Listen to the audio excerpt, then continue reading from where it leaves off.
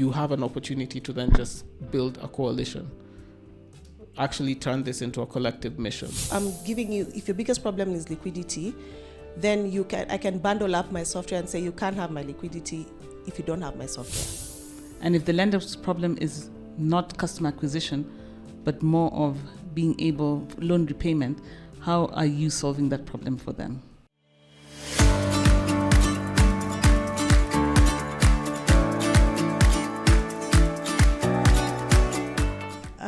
My name is Ebby Gatamu, and I'm a founder.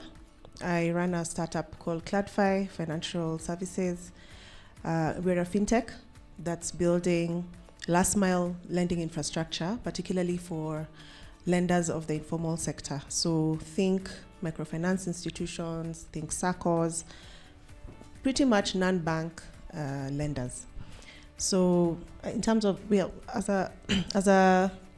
I think as a startup just operating on this continent, you have many problems, but I think I can zero in on one. So I have a problem for each product that I sell, but I think I would say the one that would be weightiest is we initially set out to solve for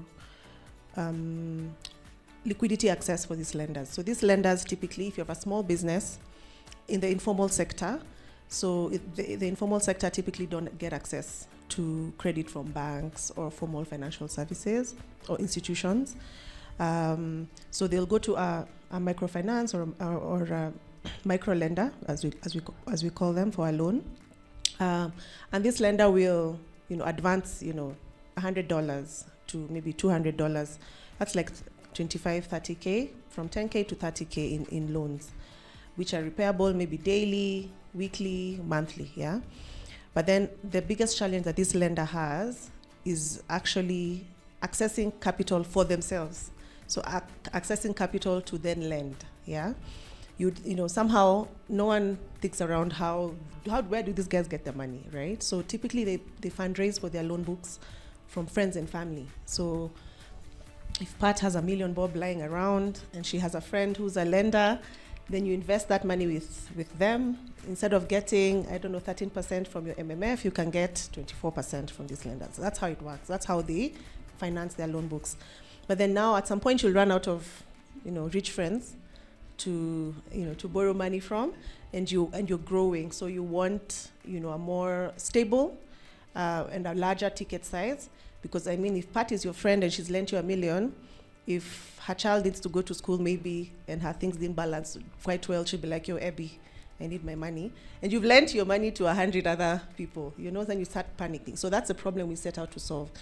But as with many, businesses in this market, you set out to solve this problem, but then you find you have to build so many other things to help you solve that particular problem. So we found ourselves building software, because then the reason why they're not able to access this capital is, some of the lenders, their operations, just lending to that informal sector is very manual, Tech is a lot limited. So we found ourselves providing, loan management software to help them digitize their operations.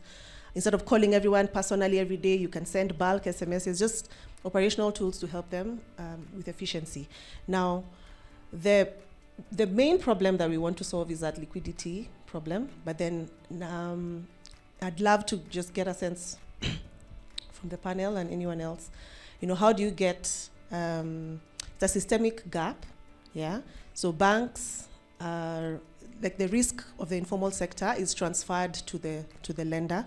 So anyone who's wanting to lend to the lender is going to look at who are you lending this money to, then they're like, it's that market vendor, it's that Boda Boda rider, those guys are too risky, this looks like it's not going to be, profitable, even if it is actually profitable. So unlocking that capital is quite hectic.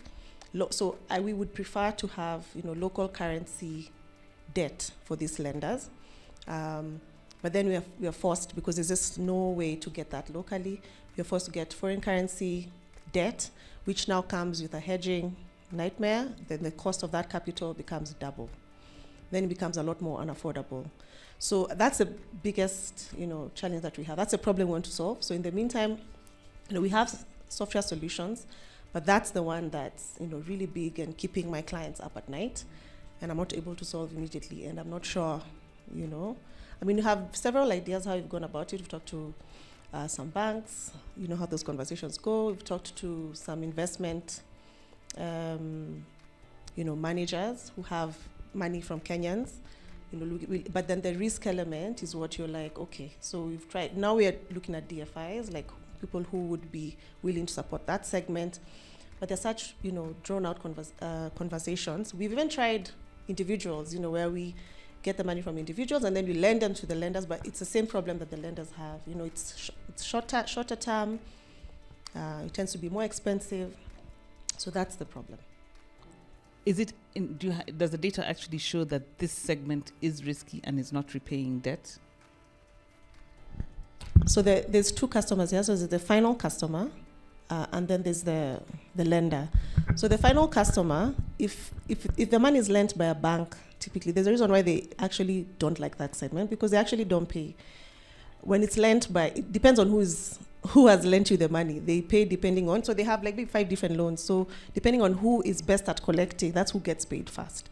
So banks are not very good, not well structured to collect from at that level. So that's why their defaults are usually so massive. But then now other, smaller lenders who are closer to the customers, who are willing to have people to actually call, visit the premises and all of that, they have a higher collection rate. So for you to have a higher collection rate, you have to be very involved. Like, it's very, human-centric. You have tech, but then there's a human in the loop. Yeah. So if you're purely digital, you will suffer the non-performing loans. And then you said then you're being forced to work with DFIs. Are DFIs not? Are they not your competition? Because what they do is just increase the interest on the money that they're lending out.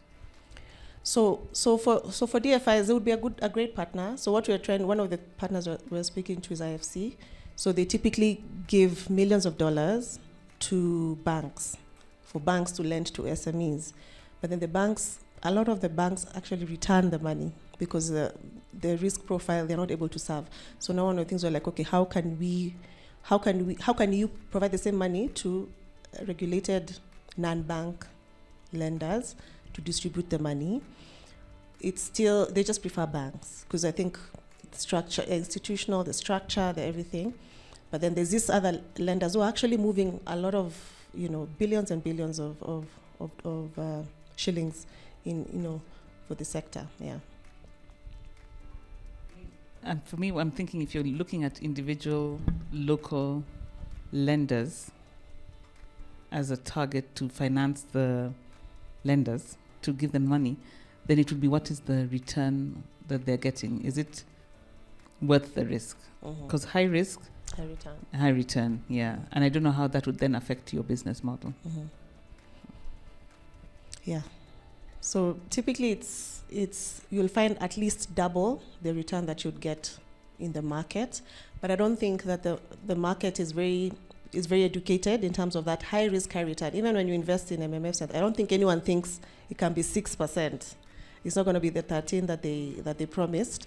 So even like that risk element is what is not very well understood. Yeah.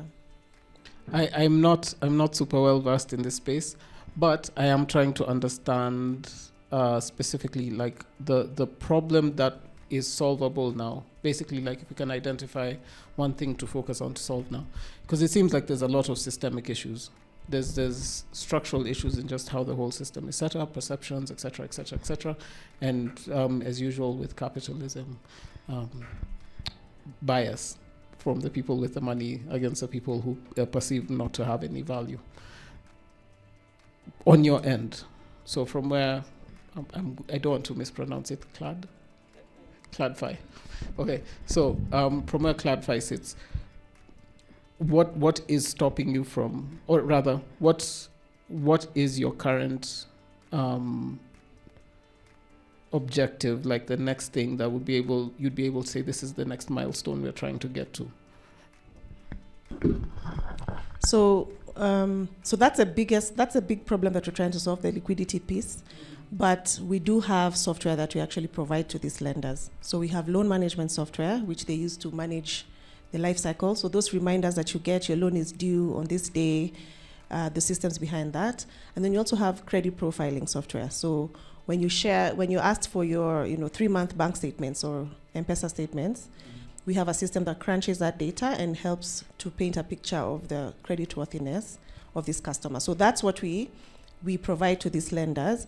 But the number one problem we're unable to solve yet is there's a big market for it, is the liquidity. So they have the software. So they have two problems. They want software that's affordable, that's practical, and they want liquidity. So the liquidity piece is the one that's very problematic. So for tech, we've solved. Yeah. So the issue then, essentially, like for the software to be, does that impact the penetration of the software? Like, does that impact how many people are going to use the loan management software if you're not liquid? Actually, it would create a lot of stickability. Yeah. So if your biggest problem is liquidity, then I can bundle up my software and say you can't have my liquidity if you don't have my software. So then I'm able to sell more, I'm able to price more, because that's the biggest problem that they would want solved. And they're willing to pay a very high premium for that capital. So now, if I'm only doing the software predominantly, then I would say that liquidity is a competitive edge. Yeah. So if I'm only doing software, then I'm like, I have a lot more competition there. Yeah. Okay. Purely from a business model standpoint, trying to think of how to say this without sounding, I care about the cause, just so we're clear. I care about ensuring this, but I'm just for a second trying to focus on the business. Like for a second, everybody just remove the humans out of this. Let's think about the business. When do you make money? So I make money when a lender uses my software. Yeah, when they credit profile any customer, I make SaaS fees, like software fees. When they manage, as they're managing the loan, so they input, that you have a loan of 30K in the system, or their customer has a loan of 30K in the system, and they use my software to track the repayments, the disbursement, or all. I make money every month. Yeah. Now, if I provide capital also, I make money from the interest payments. So yeah, so I'm able to arbitrage there and make some money there as well. Okay. So currently the main thing is the SaaS side. Yeah. And in terms of are there clients who pay more? Is there a difference in who is going to contribute more on that bottom line? Purely on the SaaS side, not on the capital side? Yeah. Yeah. Okay. How does that work? Is it clients who are spending more? So if you have more clients, then you pay more. Mm-hmm. If you're serving more clients, like the more clients you serve, the higher your fees. Okay. What's their reason for using you? And I'm assuming they're competitors in the space and not another software. Yeah.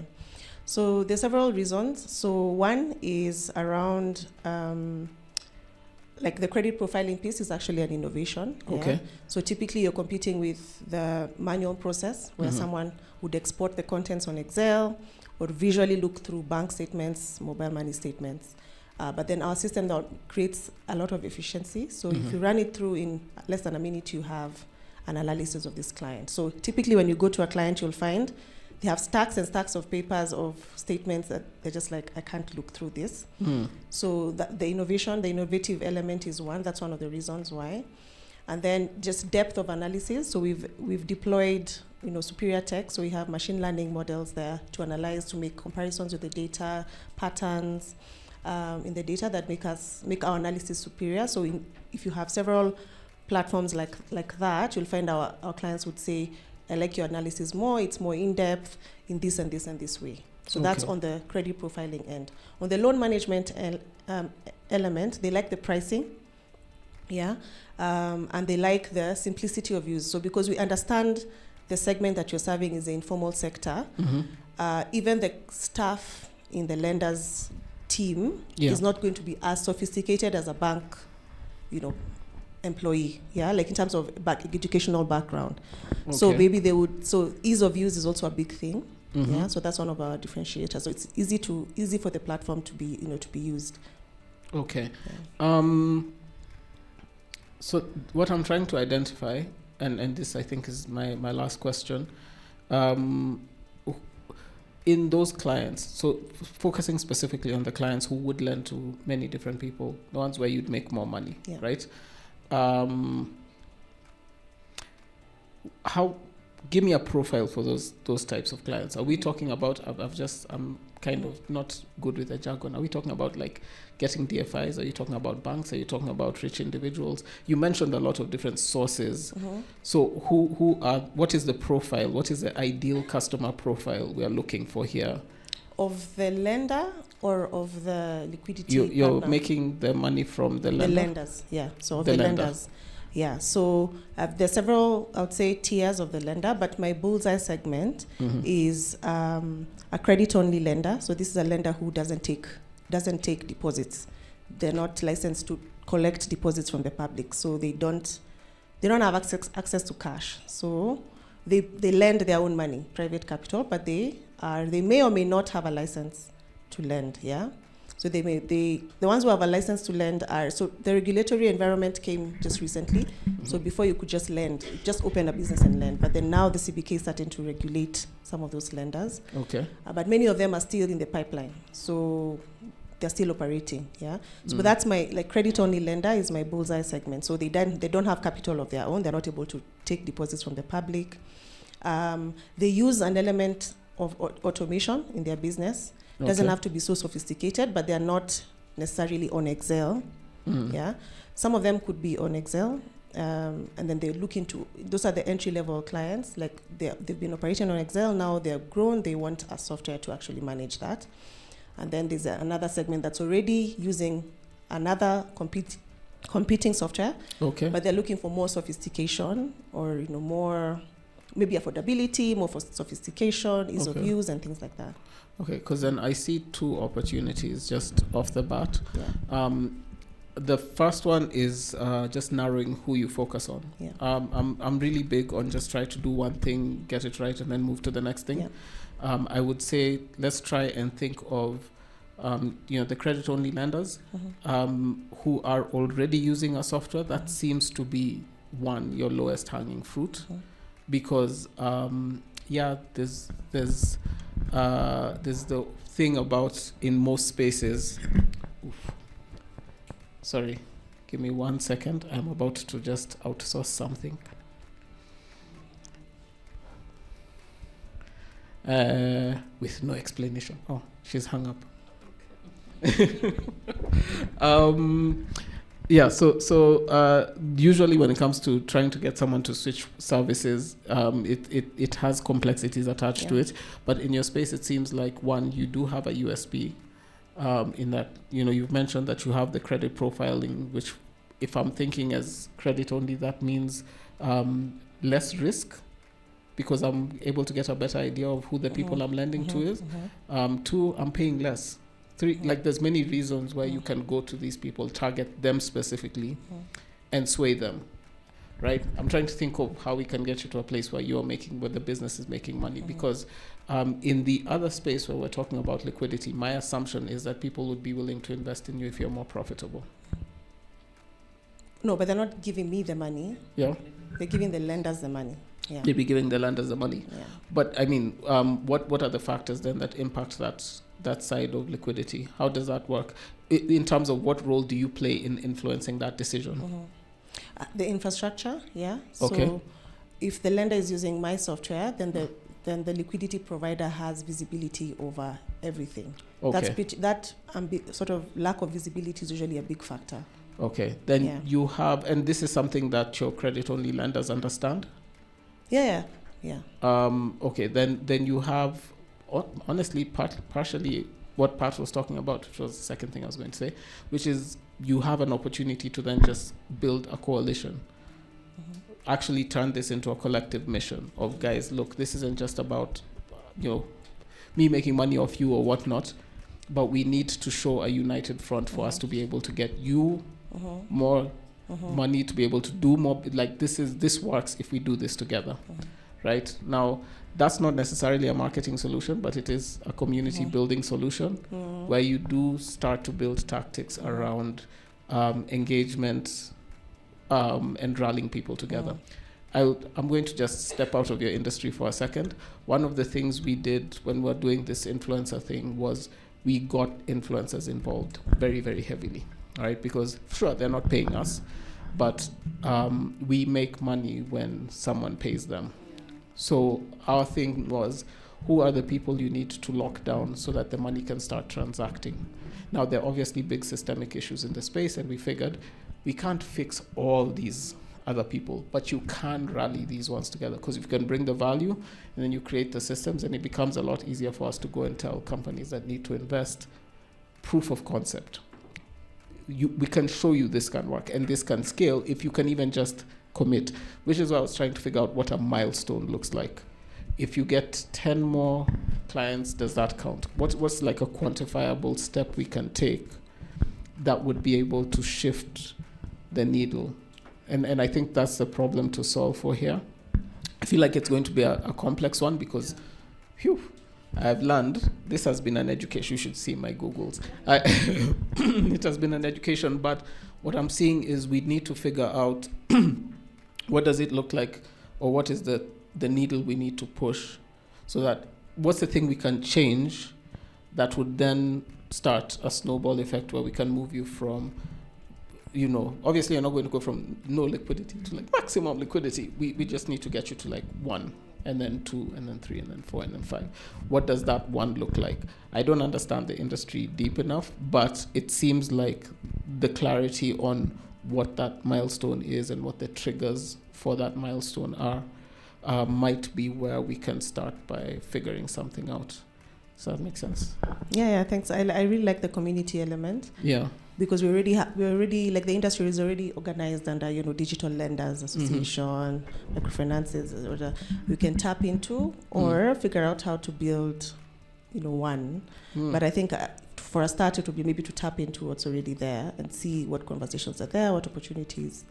So and then also like depending on how aggressive your competition is with like your other people in that space. I assume if infrastructure is the biggest cause of concern, just creating a sense of you're not the only player here, there are other players who are creating effective systems, creates a more united front, because I'm assuming if these people are coming in on a large scale, then they're not concerned about your specific infrastructure, they're concerned about infrastructure as a whole. So there's also an opportunity there to look at what are we doing as players in this space. And you can't be like the galvanizing force behind it. It'll set you up in terms of authority. So it means you would be the primary person to look at, but it would also help everybody. It's the whole rising tide lifts all ships situation. But your situation seems genuinely complex. I'm trying to understand it. I hope, I feel like, I know there's some people who are in that space who are just like, yes, of course, DFIs. But then there's me in marketing who's just kind of sitting here going, what's the KPI? So, those are my entire thoughts so far. And just because of his clarifying questions, I keep thinking, you're saying that your customer is the lender, but now you only then have to think of the lender's problem. And if the lender's problem is not customer acquisition, but more of being able, loan repayment, how are you solving that problem for them? So sometimes you might have to think in that regard here. Yeah. For me, I think it's mostly a business model, some experiments you might need to run in that space. The first one, like said, as mentioned, would have to be understanding where the value is coming from. So is it in having a software that can help you run your operations, or is it in the value that the software unlocks for these businesses? So for example, is it that by having the software then I'm able to improve my repayment rates? Is it that I'm able to de-risk better? And then in relation to that then, if I'm performing way above the industry benchmarks, because for example, if you go to a bank and banks already have their rates where if we lend to SMEs, then this is usually what happens. So if you're performing way above industry benchmarks, then it's very easy for you now to build the community element they were talking with, because what you're not selling them is not the software, but what the software is able to unlock for them. But then now from there, it's also looking at, I think in the afternoon we'll be talking about partnerships, yeah? So trying to also identify partners who have a huge risk appetite, yeah? Where they can actually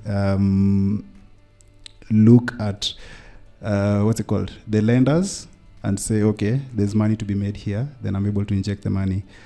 Or it could even be that maybe there's more trust in you as the person who's providing the software solution, where now you could potentially even become a fund manager and the money flows through you, and then now you handle the other thing. So I think it's just a business model thing that you might need to really understand where the value is in the business, to the first part, the lender themselves, but then now also the liquidity provider, and then who, yes, they have the risk appetite, but who do they trust more? Obviously, they don't trust the business, yeah? They don't trust the SMEs. And potentially, they might not trust the lender as well, because it looks like the lender is also running out of money every now and then. So could it be that you are the one that they trust? Yeah, so I think some questions there, and it just starts with prioritization, like Seda said.